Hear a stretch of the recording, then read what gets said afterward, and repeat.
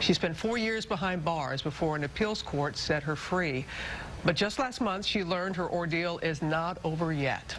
Amanda's memoir, Waiting to Be Heard, was just released yesterday, and it's nice to have Amanda here with us live this morning. It's the morning after the interview that millions of people watched, and your book is out. I mean, how are you doing this morning? I'm so grateful to be here. I'm so grateful to have this chance, and I really, really hope that people will read it, because I poured my heart into it, and I gave it everything I had. It was very important to you to write it yourself, and I got an advance copy over the weekend, and to be honest, I thought, I'll just skim through it to be prepared for this interview, and I ended up reading it word for word. It's very thoughtful, very straightforward. You don't sugarcoat anything. You talk about using drugs. You talk about your sexual encounters. You said you were waiting to be heard. What is it that you wanted people to hear most from you? Wow. I wanted people to know who I was, because I felt that I was lost in the middle of this storm, and I was taken over. And I wanted people to know precisely what it is I went through and precisely what I was thinking at every moment. And I wanted to give what I was able to get out of it to the people who read it. It was so important for me to be honest. There's no use to me writing this if I wasn't completely honest and completely bare. And I felt like I've been laid bare for so long that I'm only happy to give that and hopefully make a difference. The reaction to the interview has been mixed. There's some people who did not know about the DNA evidence, that there was none there, and how you explained that. Yeah.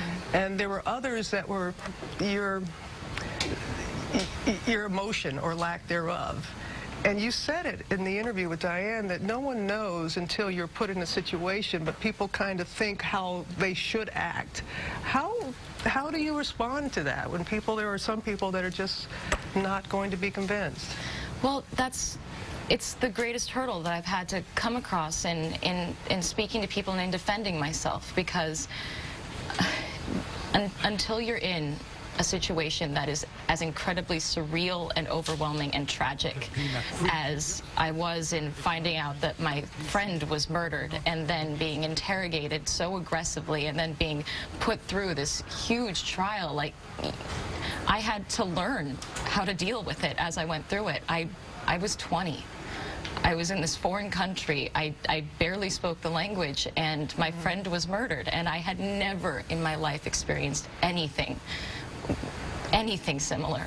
And I was clueless all the way through, and I just had to learn to survive. What is your life like now? It's beautiful at the end of the book that you had a list of things that you wanted to do if you got out of jail, and things that you were going to do if you stayed in jail. So what is life like now for you? Oh God, I'm so incredibly grateful for life right now.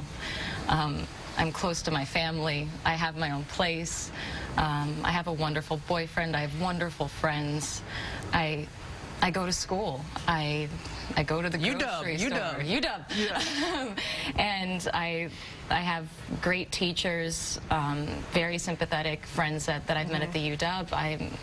I'm doing great. I really am, and it's incredible to feel that again, because I felt so stunted and so limited and so hated for so long, and it's nice not to have that all the time. You mentioned your family. They're up in the green room. They are right now, and you became quite emotional when you were talking to Diane about your family and the guilt that you felt and for the sacrifice. They were there every single day, even if they couldn't see you.